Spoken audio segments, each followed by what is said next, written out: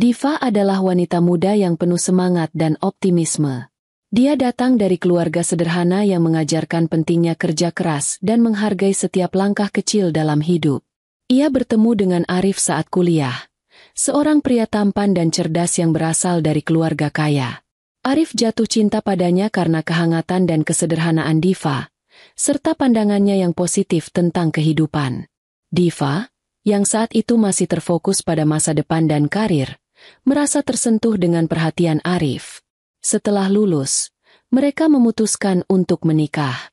Arif dan Diva memulai kehidupan baru di sebuah rumah kecil yang mereka sewa di pinggiran kota. Meski rumah itu sederhana, bagi Diva, itu adalah awal dari sebuah perjalanan baru yang penuh dengan harapan. Namun, tidak seperti yang Diva harapkan, kehidupan mereka tidak semulus yang dibayangkan. Mertua Diva, Ibu Sulastri dan Pak Darmawan, adalah pasangan yang sangat materialistis. Mereka berasal dari keluarga yang memiliki kekayaan yang berlimpah dan sangat menghargai status sosial. Ibu Sulastri adalah wanita yang dominan dalam keluarga, yang selalu memandang rendah orang-orang yang tidak setara dengan mereka dalam hal kekayaan dan kedudukan.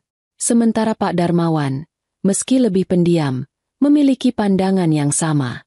Sejak awal pernikahan Diva dengan Arif, mereka tidak pernah merasa puas dengan pilihan Arif. Diva tahu bahwa ia harus berusaha keras untuk membuktikan bahwa ia bisa menjadi istri yang baik meski berasal dari keluarga yang sederhana. Tetapi setiap kali bertemu dengan mertuanya, ia merasa seperti berada dalam dunia yang tidak sepenuhnya menerima dirinya. Ibu Sulastri selalu mengingatkan Diva bahwa seharusnya mereka hidup lebih baik. Kamu tahu, Diva, kalau Arif memilih perempuan dari keluarga yang lebih terhormat, mungkin hidup kita bisa lebih mudah. Kenapa kamu tidak bisa seperti wanita-wanita yang lebih mandiri dan tahu cara membuat orang lain terkesan? Komentar pedas itu adalah salah satu dari banyak kalimat yang sering dilontarkan oleh Ibu Sulastri. Meskipun Diva berusaha untuk tidak terlalu memikirkan perkataan mertuanya, ia tak bisa menahan rasa sakit yang datang setiap kali diperlakukan seperti itu. Arif, yang seharusnya membela istrinya, malah seringkali terdiam atau hanya memberi senyuman canggung. Ibu hanya ingin yang terbaik untuk kita, katanya dengan suara pelan, mencoba membela ibunya, meskipun Diva merasa bahwa itu lebih karena ia takut menentang ibunya. Seiring berjalannya waktu, hubungan mereka semakin buruk. Arif semakin sering membawa pulang uang dan hadiah dari orang tuanya tanpa memberi perhatian pada usaha Diva yang bekerja keras untuk membantu rumah tangga mereka. Diva mulai merasa bahwa dia bukanlah bagian dari keluarga itu. Ia hanya dianggap sebagai istri yang tidak mampu membawa keuntungan material bagi suaminya dan keluarganya. Namun, meskipun merasa begitu, Diva tidak pernah menyerah. Ia terus bekerja keras dalam menjalani kehidupannya, meskipun hatinya sering kali terluka. Ia berusaha untuk tidak menunjukkan ketidakbahagiaannya kepada Arif, karena ia percaya bahwa pernikahan harus melalui segala cobaan bersama. Tetapi, semakin lama, semakin terasa ketidakadilan yang ada dalam hubungan mereka. Suatu hari, Arif datang pulang ke rumah dengan wajah yang agak gelisah. Ibu Sulastri dan Pak Darmawan sedang berada di rumah mereka, dan pembicaraan yang terjadi di antara mereka menjadi titik awal perubahan dalam kehidupan Diva. Ibu, Ayah, saya rasa kita harus berpindah ke rumah yang lebih besar. Rumah ini sudah tidak cukup nyaman lagi untuk keluarga kita, kata Arif dengan nada serius. Diva yang sedang menyiapkan makan malam hanya bisa mendengarkan tanpa bisa berkata banyak. Ia merasa bahwa Arif semakin jauh darinya, lebih memilih mengikuti kehendak orang tuanya daripada berpikir tentang apa yang mereka butuhkan sebagai pasangan. Ibu Sulastri langsung mengangguk dengan senyum puas. Kamu benar, Nak. Kita harus hidup lebih layak. Apa gunanya punya anak yang sukses kalau tidak bisa memberi orang tua kenyamanan? Katanya, tanpa memperhatikan Diva yang duduk di sudut ruangan. Diva hanya bisa menghela napas. Keputusan Arif untuk pindah ke rumah yang lebih besar itu bukan hanya mencerminkan ambisinya untuk memenuhi harapan orang tuanya, tetapi juga merupakan tanda bahwa ia mulai lebih mendengarkan pengaruh mereka daripada memperhatikan apa yang diinginkan Diva. Diva merasa semakin terabaikan. Ia merasa seperti bayangan yang tak berarti, berusaha keras tetapi tidak dilihat. Titik puncak dari ketidakbahagiaan Diva datang ketika Ibu Sulastri tanpa malu-malu menyarankan agar Diva bekerja lebih keras agar bisa berkontribusi lebih pada keuangan keluarga. Diva, kalau kamu lebih pintar mengelola uang, kita semua bisa hidup lebih nyaman. Mungkin kamu bisa ikut usaha Arif, bukannya hanya duduk di rumah. Tanpa tahu bagaimana cara merespons, Diva hanya diam. Arif yang ada di sampingnya juga tidak berkata apa-apa. Diva merasa direndahkan di hadapan orang tuanya. Tetapi yang lebih membuatnya kecewa adalah Arif yang tampak tidak peduli. Kehidupan pernikahan mereka yang semakin berat akhirnya mencapai titik terendah. Diva merasa tak ada lagi yang tersisa dalam hubungannya dengan Arif. Ia merasa bahwa orang yang seharusnya mendukungnya justru semakin menjauh, dipengaruhi oleh orang tuanya yang sangat mementingkan harta. Arif semakin jarang pulang. Lebih memilih untuk berkumpul dengan orang tuanya yang selalu membicarakan keuntungan dan kesuksesan material. Satu malam, setelah Arif pulang larut malam, Diva duduk di ruang tamu dan menatapnya dengan tatapan penuh pertanyaan. "Arif, apakah kamu benar-benar mencintaiku?" Tanyanya dengan suara lemah, berusaha menahan air mata yang hampir tumpah. Arif terkejut dan berhenti sejenak. Ia memandang Diva tanpa berkata-kata. Di matanya, Diva melihat ketidakpastian, dan saat itulah Diva tahu bahwa hubungan mereka sudah hampir berakhir. "Maafkan aku, Diva. Aku tidak tahu harus bagaimana," jawab Arif dengan suara pelan, tampak kebingungan. Ia kemudian mengalihkan pandangannya dan meninggalkan Diva yang duduk terdiam di ruang tamu, menyadari bahwa dia mungkin telah membuat keputusan yang sangat besar dalam hidupnya. Setelah malam yang penuh keheningan itu, hubungan Diva dan Arif perlahan-lahan menjadi seperti dua orang asing yang tinggal di bawah atap yang sama. Arif semakin jarang berbicara dengan Diva, dan bahkan ketika mereka berada di rumah bersama, suasananya selalu dingin. Diva menyadari bahwa ia telah kehilangan kehangatan yang dulu ada di antara mereka, tetapi ia mencoba untuk tetap bertahan. Setiap pagi, Diva memulai harinya dengan rutinitas yang sama, memasak sarapan, membereskan rumah, dan bekerja dari rumah untuk membantu keuangan keluarga. Namun, Arif tampak tidak pernah menghargai usahanya. Sebaliknya, ia sering mengkritik hal-hal kecil. "Kenapa rumah ini selalu terasa sempit? Kamu tidak bisa membuat suasana lebih nyaman?" Keluh Arif suatu pagi, tanpa sadar bahwa perkataannya menusuk hati Diva. Diva hanya terdiam. Bukan karena ia tidak memiliki jawaban, tetapi karena ia tahu bahwa apapun yang dikatakannya tidak akan mengubah pandangan Arif. Setelah menghabiskan sarapan dengan suasana canggung, Arif berangkat ke kantor, meninggalkan Diva yang mencoba menahan air matanya. Hari itu, mertuanya, Ibu Sulastri dan Pak Darmawan, datang berkunjung tanpa memberitahu sebelumnya. Diva sedang mencuci piring ketika mereka tiba. Ibu Sulastri langsung masuk tanpa menunggu salam dari Diva. "Kamu di dapur lagi? Apa kamu tidak punya hal lain yang lebih berguna untuk dilakukan?" sindirnya. Diva menghapus tangannya dengan lep dan mencoba tersenyum. "Saya sedang menyelesaikan pekerjaan rumah, Bu. Ada yang bisa saya bantu?" tanyanya dengan suara lembut. Namun, Ibu Sulastri hanya mendengus dan duduk di ruang tamu. "Seharusnya kamu fokus membantu Arif mendapatkan kehidupan yang lebih baik. Dia pantas mendapatkan istri yang bisa menopang ambisinya, bukan istri yang hanya mengandalkan apa yang dia hasilkan." Kata-kata itu seperti belati yang menusuk hati Diva. Dia merasa telah melakukan yang terbaik, tetapi sepertinya semua usahanya tidak pernah cukup di mata keluarga Arif. Pak Darmawan, yang selama ini jarang berbicara, akhirnya angkat bicara. "Sebenarnya, Diva, ada baiknya kamu mempertimbangkan masa depan kalian. Arif punya potensi besar, tetapi dia membutuhkan dukungan yang lebih. Mungkin lebih baik kalau kamu mulai memikirkan apa yang bisa kamu lakukan untuk membuat kehidupan kalian lebih stabil." Diva mencoba untuk tetap tenang, tetapi hatinya memberontak. "Saya sudah melakukan yang terbaik, Pak.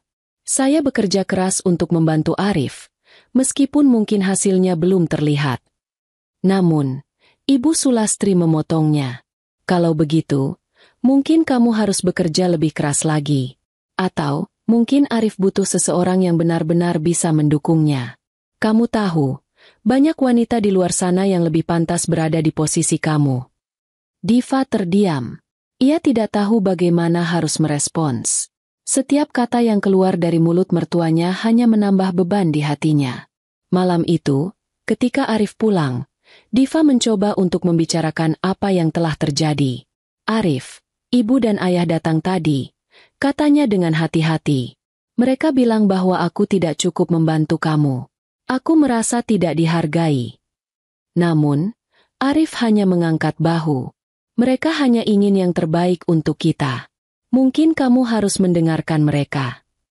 Mendengar itu, Diva merasa hancur. Bukannya mendukungnya, Arif justru memperkuat ucapan orang tuanya. "Arif, aku sudah mencoba segala cara untuk mendukung kamu. Apa itu tidak cukup?" tanyanya dengan suara bergetar. Arif menghela napas panjang. "Diva, mungkin masalahnya bukan tentang cukup atau tidak. Mungkin kita memang tidak cocok. Kamu harus mengerti bahwa aku butuh pasangan yang bisa membuat hidupku lebih baik, bukan yang membuatku stagnan." Perkataan itu adalah pukulan telak bagi Diva.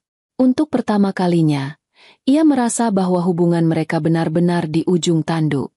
Beberapa hari kemudian, Pak Darmawan memanggil Arif untuk berbicara serius. Mereka duduk di ruang tamu, sementara Diva berada di dapur, mencuci piring.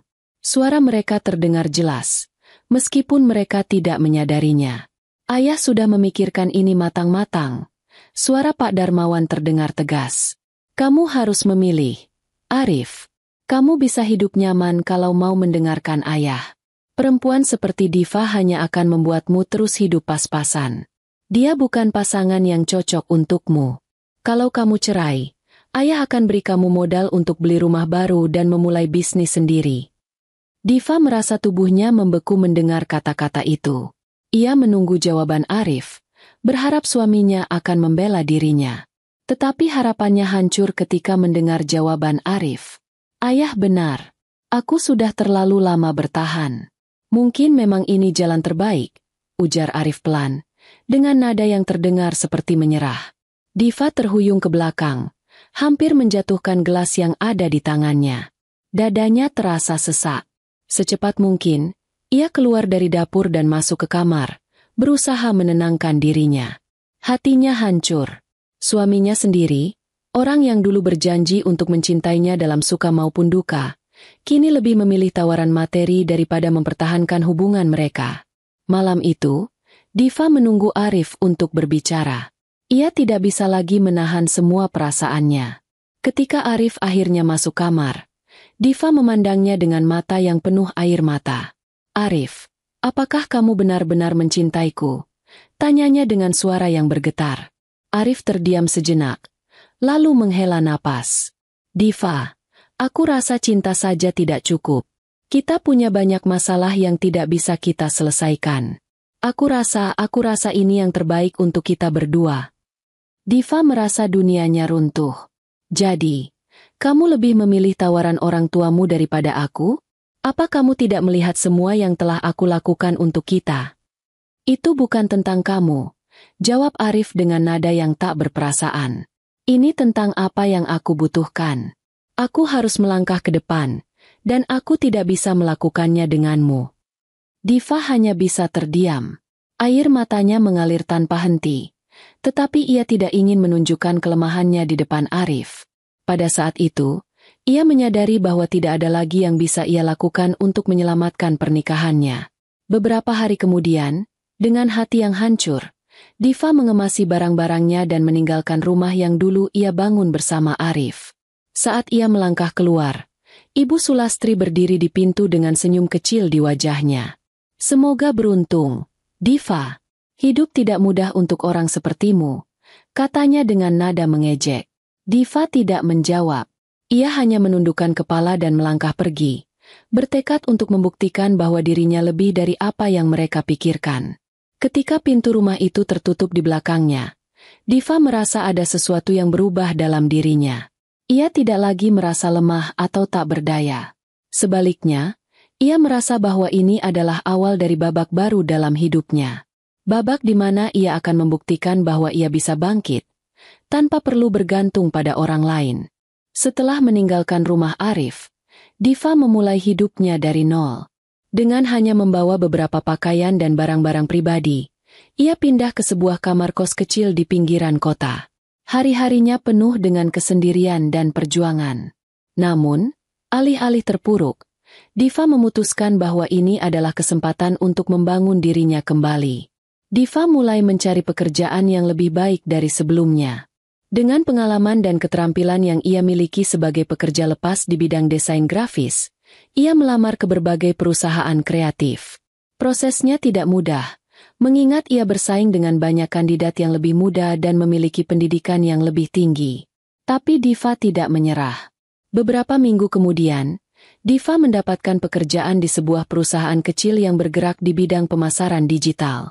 Meski gajinya tidak besar, pekerjaan itu memberinya kesempatan untuk belajar dan berkembang. Ia bekerja keras, sering lembur untuk menyelesaikan proyek-proyek klien dengan hasil terbaik. Atas dedikasinya, ia mulai mendapatkan pengakuan dari atasan dan rekan-rekannya. Namun, di tengah perjuangannya, bayang-bayang masa lalu masih menghantuinya. Setiap kali ia melihat pasangan berjalan bergandengan tangan, ia teringat Arif.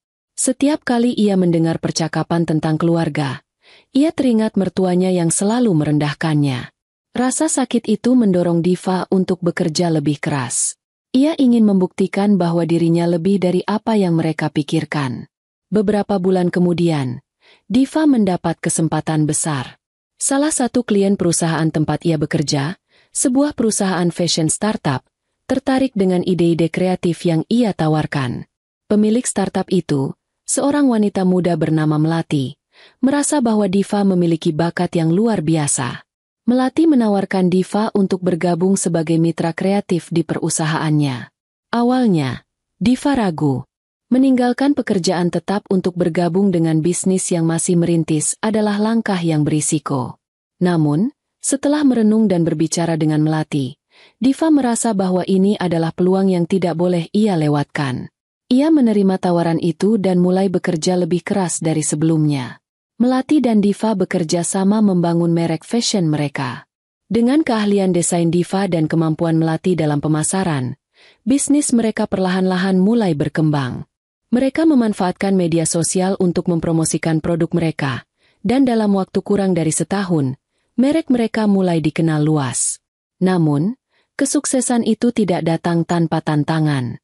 Diva harus menghadapi banyak rintangan, mulai dari masalah keuangan hingga tekanan untuk memenuhi ekspektasi pelanggan. Tapi setiap kali ia merasa ingin menyerah, ia mengingat hinaan mertuanya dan pengkhianatan Arif. Itu menjadi bahan bakar yang membuatnya terus maju. 3 tahun berlalu, dan bisnis yang Diva dan Melati bangun telah berkembang pesat. Mereka membuka beberapa cabang butik di kota-kota besar dan mendapatkan penghargaan atas inovasi mereka dalam industri fashion. Diva kini menjadi sosok yang dihormati di dunia bisnis, sering diundang untuk berbicara di seminar dan acara networking. Namun, kesuksesan itu bukan hanya soal uang atau status. Bagi Diva, kesuksesan adalah tentang membuktikan bahwa dirinya mampu bangkit dari keterpurukan dan membangun sesuatu yang berarti. Ia merasa puas karena usahanya telah membuahkan hasil, meskipun perjalanan menuju titik ini penuh dengan perjuangan. Di tengah kesibukannya, Diva tidak pernah melupakan orang-orang yang membantunya sepanjang jalan. Ia memastikan bahwa karyawannya diperlakukan dengan adil dan diberikan kesempatan untuk berkembang. Ia juga menyumbangkan sebagian keuntungannya untuk membantu perempuan lain yang menghadapi kesulitan seperti yang pernah ia alami. Suatu hari, saat menghadiri acara gala untuk pengusaha muda, Diva bertemu dengan seseorang yang tidak pernah ia duga akan bertemu lagi, Arif. Arif tampak berbeda dari terakhir kali Diva melihatnya. Wajahnya tampak lelah, dan senyumnya tidak lagi setulus dulu. Saat mata mereka bertemu, Arif terlihat terkejut. Ia tidak menyangka akan melihat Diva di tempat seperti itu, apalagi dalam posisi yang begitu sukses. Diva. Arif mendekatinya dengan ragu. Diva tersenyum tipis, tetapi tidak menunjukkan emosi yang berlebihan. "Hai, Arif. Sudah lama kita tidak bertemu." Arif tampak tidak nyaman. Ia mencoba memulai percakapan, tetapi Diva tahu bahwa ia ingin mengatakan sesuatu yang lebih dari sekadar basa-basi. Aku dengar kamu sekarang sangat sukses. Selamat, Diva. Aku bangga padamu.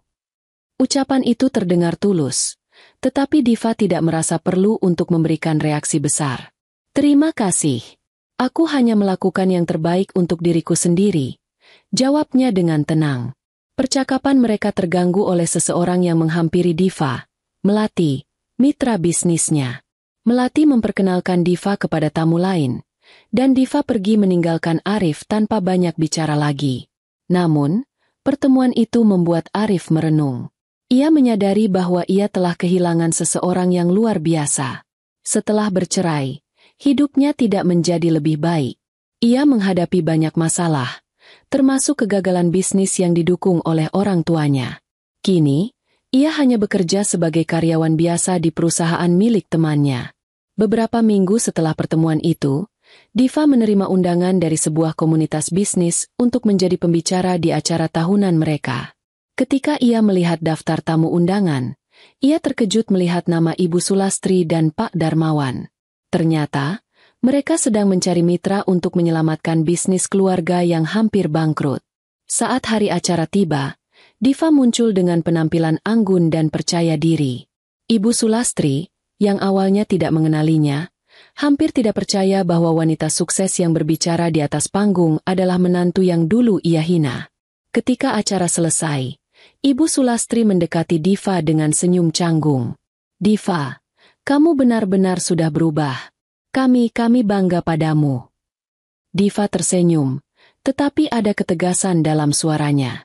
Terima kasih, Bu. Tapi semua ini tidak akan terjadi jika saya tidak melewati semua yang terjadi dulu.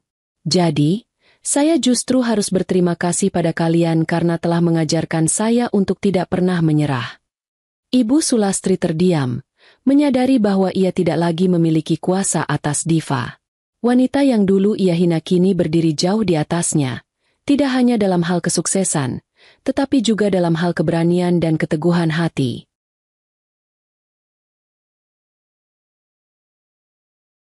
Kehidupan Diva telah berubah sepenuhnya. Dari seorang wanita yang diremehkan dan diusir, ia kini menjadi salah satu pengusaha muda paling sukses di kotanya. Namun, pertemuan kembali dengan Arif dan mertuanya membangkitkan kenangan lama yang tak sepenuhnya hilang. Diva menyadari bahwa meskipun ia telah melangkah jauh, masih ada bagian dari dirinya yang ingin memberi mereka pelajaran terakhir. Suatu hari, Diva mendapat kabar bahwa bisnis keluarga Pak Darmawan berada di ambang kebangkrutan. Perusahaan distribusi bahan bangunan yang telah mereka kelola selama bertahun-tahun tidak mampu bersaing dengan pasar modern. Hal ini membuat keluarga Arif mengalami krisis finansial. Ironisnya, salah satu penyebab kerugian mereka adalah keputusan Arif yang salah dalam mengelola investasi yang diberikan oleh Pak Darmawan setelah perceraian mereka. Tidak lama setelah itu, Diva menerima pesan dari seorang perantara. Ternyata, Ibu Sulastri dan Pak Darmawan ingin bertemu dengannya secara pribadi. Meskipun ia merasa enggan, Diva memutuskan untuk menerima pertemuan itu. Dalam hatinya, ia ingin melihat bagaimana mereka yang dulu merendahkannya kini datang kepadanya. Pertemuan diadakan di sebuah kafe mewah yang sering digunakan untuk acara bisnis. Diva tiba dengan tampilan anggun namun sederhana. Sebuah gaun elegan berwarna krem dan sepatu hak tinggi yang memancarkan wibawa tanpa kesan berlebihan. Ketika ia masuk, Ibu Sulastri dan Pak Darmawan sudah duduk di meja. Wajah mereka penuh kecemasan. Diva, terima kasih sudah mau datang, kata Pak Darmawan, mencoba bersikap ramah. Diva tersenyum tipis dan duduk di kursinya. Tentu saja, Pak, apa yang bisa saya bantu? Tanyanya dengan nada datar namun sopan. Ibu Sulastri, yang biasanya penuh keangkuhan, kini tampak berbeda. Wajahnya sedikit menunduk, dan ada nada ragu dalam suaranya. Diva, kami tahu kami telah banyak salah padamu.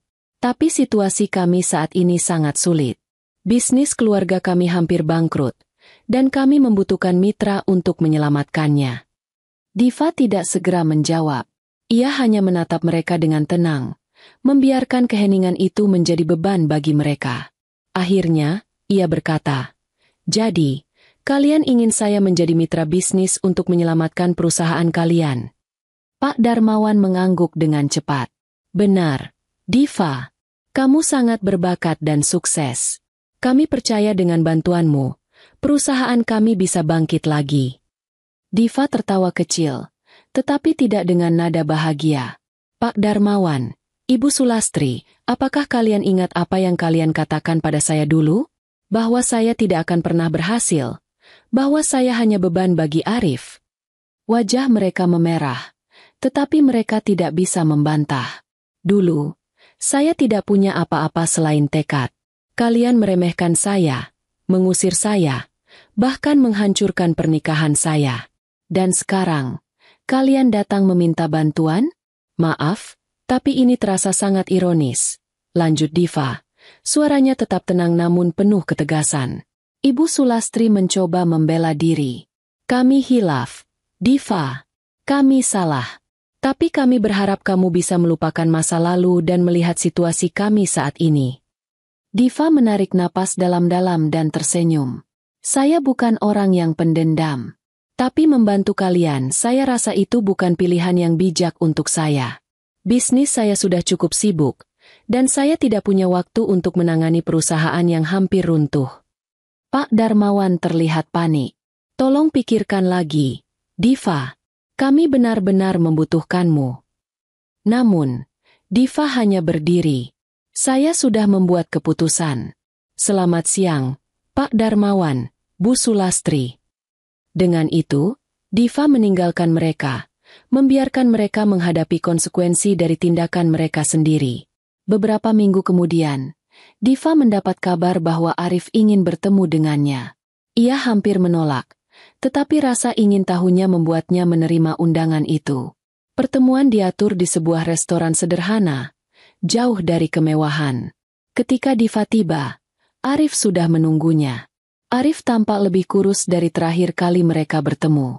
Wajahnya menunjukkan kelelahan, dan matanya menyiratkan penyesalan. Diva, terima kasih sudah datang, katanya dengan suara pelan. Diva duduk tanpa menunjukkan banyak emosi. Apa yang ingin kamu bicarakan, Arif? Arif terdiam sejenak sebelum akhirnya berkata, aku ingin meminta maaf. Aku salah telah meninggalkanmu. Aku salah karena membiarkan orang tuaku memengaruhi keputusanku. Dan sekarang, aku menyadari bahwa aku kehilangan sesuatu yang sangat berharga. Diva tersenyum tipis. Arif, aku sudah memaafkanmu sejak lama. Tapi itu tidak berarti aku bisa melupakan apa yang terjadi. Aku telah melewati begitu banyak hal untuk sampai di titik ini, dan aku tidak akan kembali ke masa lalu. Arif mengangguk dengan wajah penuh penyesalan. Aku mengerti. Aku hanya berharap kamu tahu bahwa aku menyesal atas semuanya. Diva bangkit dari kursinya dan menatap Arif dengan penuh percaya diri. Kamu mungkin menyesal, Arif. Tapi aku tidak. Apa yang terjadi telah mengajarkan aku untuk menjadi lebih kuat. Jadi, terima kasih untuk itu. Dengan kata-kata itu, Diva pergi, meninggalkan Arif yang termenung sendirian. Diva tidak pernah melihat dirinya sebagai korban. Meskipun ia mengalami banyak kesulitan, ia berhasil membalikkan keadaan dan menjadi sosok yang jauh lebih kuat. Baginya, balas dendam terbaik adalah menunjukkan bahwa ia mampu mencapai kesuksesan tanpa perlu bergantung pada orang lain. Sementara itu, keluarga Pak Darmawan dan Arif terus berjuang menghadapi konsekuensi dari keputusan mereka. Hidup Diva menjadi bukti bahwa mereka telah salah menilainya. Dan bagi Diva, itu sudah lebih dari cukup. Diva menjalani hidup dengan lebih tenang setelah pertemuannya dengan Arif dan mertuanya. Ia merasa beban masa lalu yang selama ini mengganjal di hatinya mulai menghilang. Namun, satu hal yang Diva sadari, ia masih ingin memberikan pelajaran terakhir bagi keluarga yang pernah meremehkannya, bukan untuk menyakiti mereka, tetapi agar mereka benar-benar memahami arti menghargai orang lain. Salah satu perusahaan raksasa di industri bahan bangunan menghubungi Diva, menawarkan kemitraan strategis. Perusahaan tersebut, yang dikenal sebagai pemimpin pasar, berencana mengambil alih beberapa bisnis kecil yang sedang kesulitan, termasuk perusahaan milik keluarga Pak Darmawan. Sebagai mitra penting dalam proyek ini, Diva diberikan hak untuk memutuskan apakah akuisisi perusahaan milik keluarga mantan suaminya akan dilakukan. Dalam pertemuan dengan CEO perusahaan itu, Diva mempertimbangkan keputusannya dengan hati-hati. Ia memutuskan untuk menyetujui akuisisi, tetapi dengan satu syarat, keluarga Arif tidak diusir dari perusahaan sepenuhnya. Diva ingin keluarga tersebut tetap menjadi bagian dari manajemen, tetapi dalam posisi yang jauh lebih rendah. Dengan demikian, mereka akan belajar untuk menghargai setiap orang yang berkontribusi dalam perusahaan, tidak hanya melihat status atau kedudukan. Setelah akuisisi selesai, Diva bertemu dengan keluarga Pak Darmawan untuk memberitahu keputusan tersebut. Ia datang ke kantor lama keluarga itu. Kini telah berubah menjadi cabang dari perusahaan besar yang bermitra dengannya.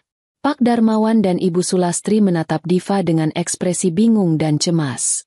"Diva, apa yang sebenarnya terjadi? Apakah ini semua rencanamu?" tanya Pak Darmawan. Diva tersenyum, tetapi ada ketegasan dalam suaranya. "Tidak, ini bukan rencana balas dendam. Aku hanya memastikan perusahaan ini tetap hidup, tetapi dengan cara yang lebih adil. Mulai sekarang, kalian akan bekerja seperti karyawan lain. Tidak ada lagi keistimewaan atau penghinaan kepada orang-orang yang bekerja keras." Ibu Sulastri ingin protes, tetapi tatapan Diva membuatnya terdiam. Ia tahu bahwa posisinya sekarang jauh di bawah wanita yang pernah ia hina. Arif, yang juga hadir, hanya tertunduk. Ia tahu bahwa ini adalah konsekuensi dari keputusan buruknya di masa lalu. "Terima kasih, Diva," katanya pelan. "Kamu telah memberi kami kesempatan kedua." Diva menatap Arif sejenak sebelum menjawab.